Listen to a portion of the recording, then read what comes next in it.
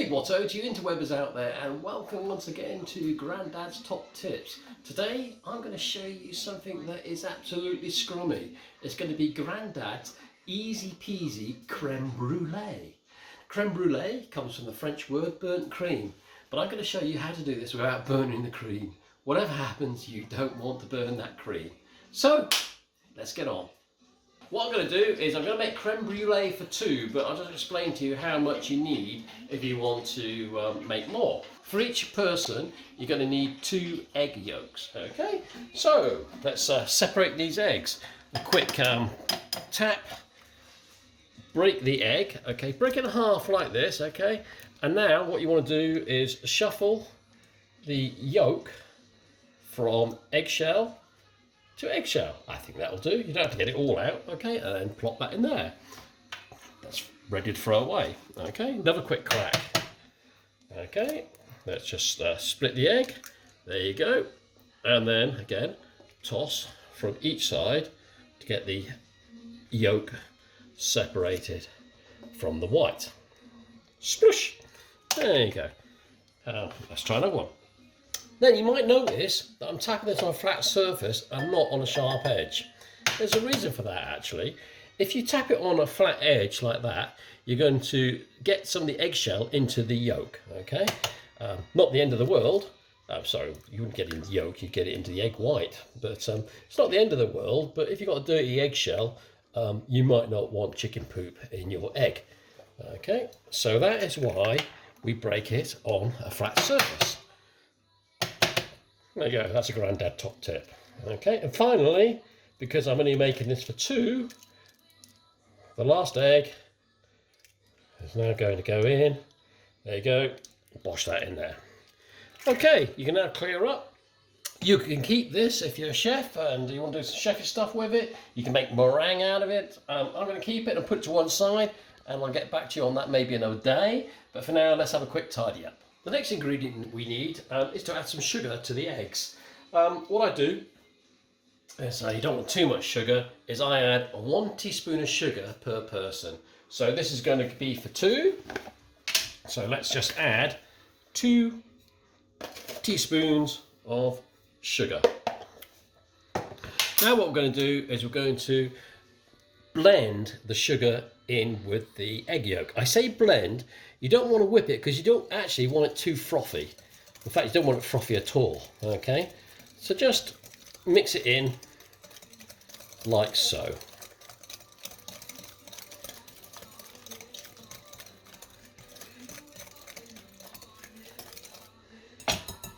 Okay, I think that's enough. Let's sort out the creme side of things.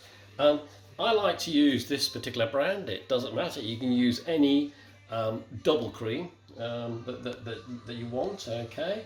And this is enough for 2 people, you know, you don't want to get too sick on this stuff. What I'm going to do is I'm going to save maybe 1 tablespoon of cream from this pot, and I'll tell you why a bit later on. So let's just pour it into a cold pan at this moment in time. Okay, there we go. And yeah, okay, I'm going to save that little bit for later. Okay, at this point, if you've got some vanilla pods, vanilla pod seeds are going to be absolutely scrum in here, but I haven't, so I'm just going to use some vanilla essence. Again, any brand will do. Okay, right. And I would suggest for the 2 of you, 1 teaspoon of essence will be enough. Okay, there we go. That'll just lift the taste of that cream and it will be absolutely scrummy. Right, on this particular occasion, I'm just going to make a plain, simple creme brulee. But at this point, you can also add some other bits and pieces. You know, you can add chocolate in there. Well, you can add whatever you want. But let's just keep this simple for now, and I'll show you a bit more, well, one of Grandad's favourites a bit later on, and maybe another day. And you want to just turn this on to a low heat. I've got no idea the temperature of this. This is just electric. So I'm going to put it on number 3 for now, but keep an eye on it. You don't want it to boil. You just want tiny bubbles on the bottom of the pan when you move the cream down, okay? So that's it. You won't see nothing move the cream down, you want to see just little bubbles starting to form on the bottom of the base there. You don't really want to rush this part, just let it happen so it will heat up slowly. Just swirl it around a little bit. That will help the vanilla to infuse into the cream. Okay, I don't know if you see the little bubbles forming at the bottom of the pan there. Can you see them? Yeah, brilliant. Okay, and this is what you want. So you don't want to get too hot. If you leave it standing, you see little bubbles just rushing up there. That's fine, but don't get them any bigger than that. But if you just roll it around, that will get rid of those bubbles. Okay, so once it's hot at that sort of temperature, just see if you can keep it under control, maybe for 2 or 3 minutes, okay, just to let the, I want to say before, let the vanilla infuse into the cream. Okay, I'm just going to turn that off now, turn it off the heat, okay, and put it to one side. This part is very important. Sorry, what you want to do is just introduce a small amount of hot cream into the egg yolk, okay. What you want to do is just introduce a small amount at a time, okay? If you put too much in, what you're going to end up with is scrambled egg. So instead of a pudding, you're going to have a breakfast. Just take your time, don't rush.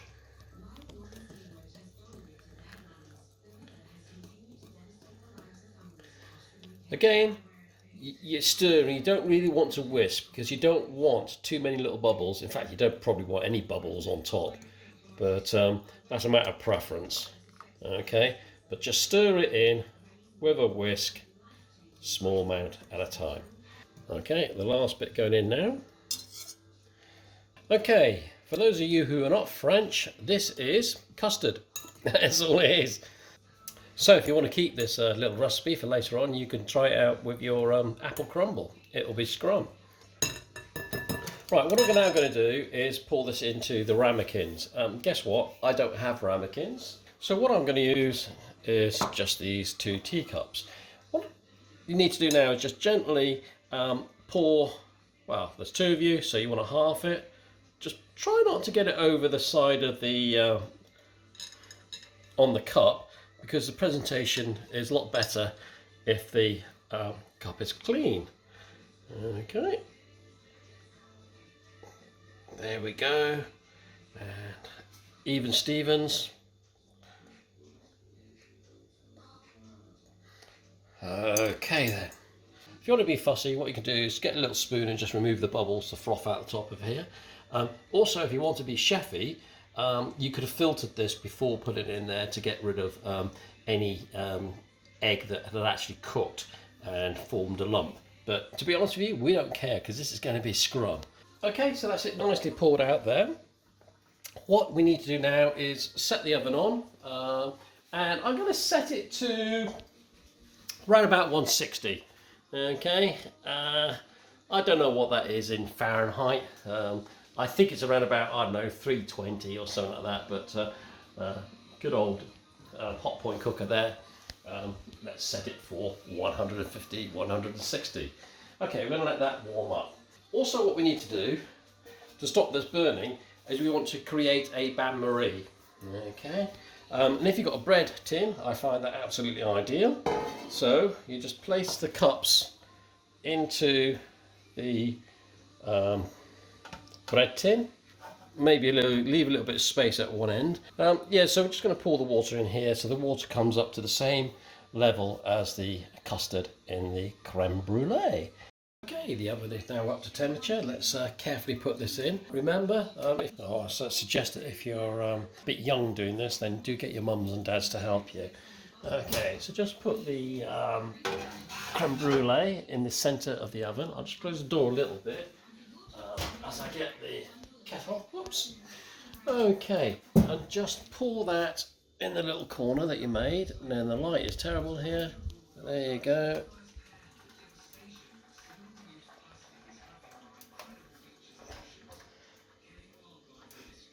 Okay, that's about that. Unfortunately, the tray thing here is falling through the grill there. Okay, that should be perfect. Let's close the door. Then, how long should we cook it for? I think that needs to be on 160 for around about 30 to 35 minutes. And I'm just going to go for it. I'm going to go 35 minutes, okay?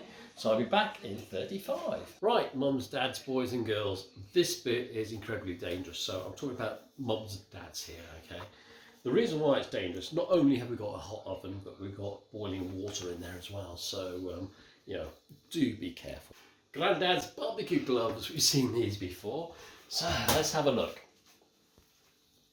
Let's gently get that out. Okay. Remember, the water is in there. You don't want to get the water into the creme brulee. Right, there you go. Let's leave this to cool down. Let it cool down naturally. So take your time. Leave that in there, and we'll come back in, I don't know, half an hour, an hour's time, and then we'll take the cups out, and then we can put them in the fridge to set. Okay, but there's more to come. Grandad out. Okay, so this has been left to cool for about an hour. That's just perfectly safe now. Not hot. Just take the cups out of the bain-marie, and yeah, that's ready for washing. Right, so as I mentioned before, I don't have one of those posh guns to make a nice crispy top, but if you do, it's time now to sprinkle a bit of sugar on top there and put it in the fridge to set, okay? And then you can take it out when you're ready to serve and just get your blowgun on there and just make your toffee. Then I don't have that, so here we go. I've got a pan on a little bit of heat here. Let's just turn that up to a medium heat and just sprinkle some sugar in there. So you don't need too much sugar, you just need to guess this, because all it is just to put a nice little crust on top of here. Okay, turn up the heat and you'll see the sugar turn brown. Okay, so once again, this part of the cooking you need to be a bit careful of. And what you don't want to do, you don't want to burn this toffee. So just control the heat a little bit. When it starts to melt, you can see the sugar here melting. And in fact, it's caramelizing, and it will turn into toffee. Let's just stir it up a little bit, keep it moving around the bottom of the pan. Once all the white crystals have dissolved, if you like, into a caramelized toffee, that is when you know it's ready. So you can see the sugar caramelizing nicely there. The next bit we're going to do here, you do need to be a little bit careful about, because what I'm going to do is just pour. Do you remember the cream? Let's just throw that in there. Let it hizzle and sizzle. Put it back on heat, and be very, very careful here, because if this gets on your hands, it will burn you and it will not be good. Let it bubble up, and it will soon settle down.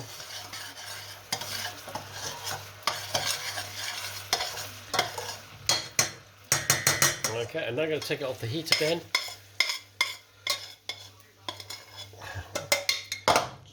At this point here, we're now going to pull this into the ramekins, or in our case, the teacups. Be very, very careful now. So what we need to do is just pour a nice layer on top of there. Let's get the next one out. You need to do this quite quickly, because it cools down very, very quickly as well.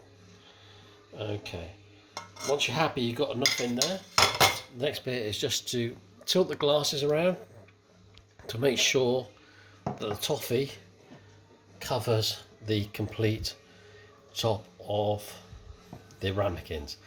There you go. How cool does that look? A bit later on you can dust that with a bit of icing sugar if you like, but let's put that in the fridge and let it set, and that'll be ready in a few hours time for you to eat, and it'll be a yummy, scrummy, dummy. Grandad out.